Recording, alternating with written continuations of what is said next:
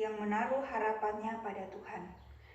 Nah, mengandalkan Tuhan artinya menaruh percaya sungguh-sungguh kepadanya atau kepada Tuhan.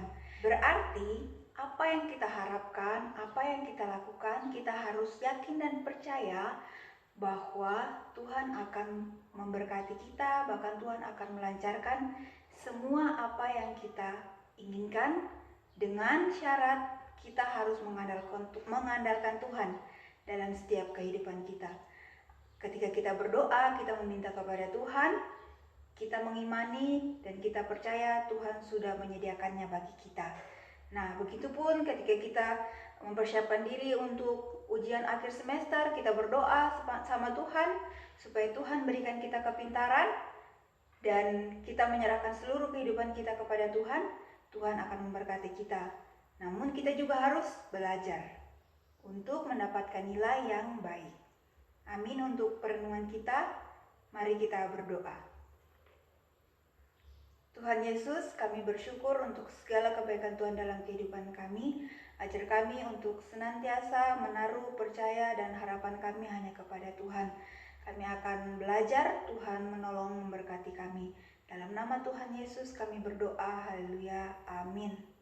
Pada semester 2 ini kita akan membahas tentang beberapa materi. Yang pertama yaitu menemukan informasi penting dalam sebuah teks. Kemudian yang kedua, alat komunikasi. Kemudian yang ketiga, alat transportasi. Kemudian yang keempat, seputaran tentang pramuka. Kemudian yang kelima, macam-macam rambu lalu lintas. Dan yang terakhir, tujuan pembuatan dena.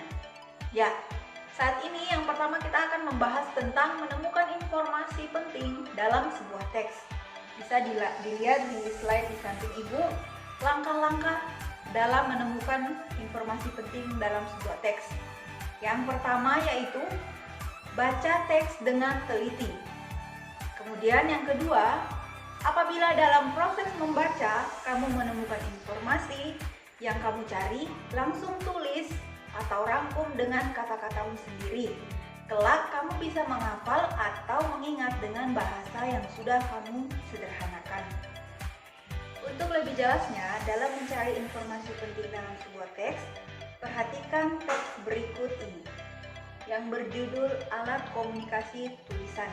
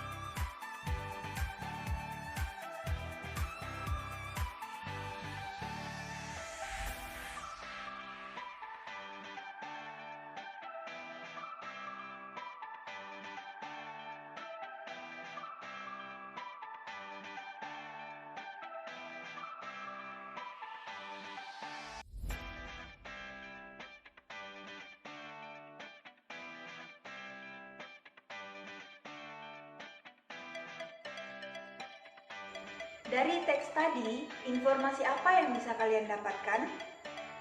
Nah, informasi dalam teks bacaan itu adalah perbedaan alat komunikasi tulis zaman dulu dan sekarang. Seiring perkembangannya zaman, maka alat komunikasi sangat canggih dan sangat cepat untuk menyampaikan pesan kepada orang lain melalui tulisan. Yang pertama, dari teks tersebut, zaman dulu komunikasi tulisan masih menggunakan daun. Salah satu daun yang sering digunakan yaitu daun lontar. Kemudian yang kedua, menulis surat pada kertas dan dikirim oleh petugas pos. Kemudian yang ketiga, pada abad 21 berkembang alat komunikasi tulis yang disebut dengan surel, yang menggunakan jaringan internet. Kemudian yang keempat, zaman modern sekarang orang-orang menggunakan telepon seluler. Kita dapat berkirim pesan menggunakan aplikasi singkat yang disebut sebagai SMS. Materi yang kedua, kita akan membahas tentang alat komunikasi. Apa itu alat komunikasi? Alat komunikasi adalah semua media yang digunakan untuk menyebarkan atau menyampaikan informasi, baik itu informasi kepada satu orang atau kepada banyak orang. Nah, alat komunikasi bisa dibagi menjadi dua macam, yaitu alat komunikasi tradisional dan alat komunikasi modern. Media komunikasi juga dibagi menjadi dua, yaitu media cetak dan media elektronik. Alat komunikasi tradisional. Yang pertama yaitu lonceng kentongan atau alat yang menghasilkan bunyi.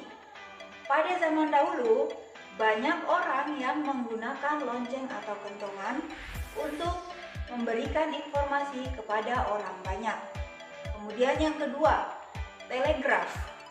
Telegraf adalah alat komunikasi yang menggunakan peralatan listrik untuk mengirim dan menerima sinyal sesuai dengan kode dalam bentuk pulsa listrik.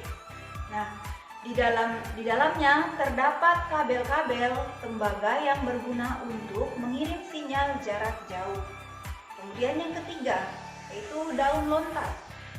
Pada zaman dahulu, orang sudah menggunakan bahasa tulisan sebagai alat komunikasi. Nah, daun lontar dipakai untuk bahan kerajinan, naskah, menulis pada zaman dahulu. Kemudian alat komunikasi modern. Yang pertama yaitu televisi. Bisa memungkinkan Anda untuk mendapatkan informasi dengan cepat. Nah, biasanya televisi digunakan untuk menyampaikan informasi secara massal. Kemudian yang kedua, telepon genggam atau yang biasa sering kita sebut dengan HP. Handphone merupakan alat komunikasi yang sangat populer. Pada awalnya, handphone hanya digunakan oleh kalangan tertentu, misalnya pengusaha. Akan tetapi, sekarang handphone seolah telah menjadi kebutuhan primer setiap orang. Kemudian yang ketiga, komputer. Komputer merupakan alat yang digunakan untuk memanipulasi dan mengelola data berdasarkan perintah yang diberikan oleh penggunanya. Nah, komputer tidak hanya sebagai alat komunikasi, namun juga sebagai alat penyimpan data dan dokumen-dokumen. Ya, materi yang ketiga adalah alat transportasi. Apa itu alat transportasi? Alat transportasi adalah sebuah alat atau kendaraan yang digunakan untuk mempermudah proses perpindahan atau pengangkutan manusia, barang, dan hewan dari satu tempat ke tempat lainnya. Nah, alat transportasi dibagi menjadi tiga, yaitu alat transportasi laut, alat transportasi darat, dan alat transportasi udara. Seiring berkembangnya zaman, alat transportasi juga mengalami perkembangan dari masa ke masa. Berikut beberapa jenis alat transportasi tradisional dan modern. Ya. Yang pertama adalah alat transportasi tradisional. Ya, di situ ada tram, ada helicak, ada pedati, dan ada getek. Nah, kemudian alat transportasi modern. Ada mobil, ada pesawat, dan ada kapal, bahkan ada masih banyak lagi. Materi selanjutnya kita akan membahas tentang seputaran dari pramuka. Nah, apa itu pramuka? Kata pramuka berasal dari singkatan Praja Muda Karana, yang artinya orang muda yang suka berkarya. Logo atau lambang gerakan pramuka yang berupa tunas kelapa. Logo tersebut diciptakan oleh Soeharjo Atmodipura. Nah, arti kiasan dari lambang pramuka yaitu buah kelapa dalam keadaan tumbuh dinamakan cikal. Ini mengandung arti bahwa pramuka adalah inti bagi kelangsungan hidup bangsa atau tunas penerus bangsa. Nah, buah kelapa tahan lama, yang berarti pramuka adalah orang yang jasmani dan rohaninya kuat dan ulet. Usia pramuka siaga berkisar antara 7 sampai 10 tahun. Selanjutnya kita akan membahas tentang rambu-rambu lalu lintas. Ada 4 macam rambu lalu lintas. Yang pertama yaitu rambu peringatan.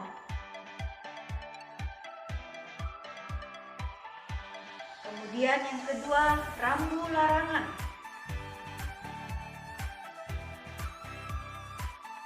Kemudian yang ketiga, rambu petunjuk. Dan yang keempat, rambu perintah.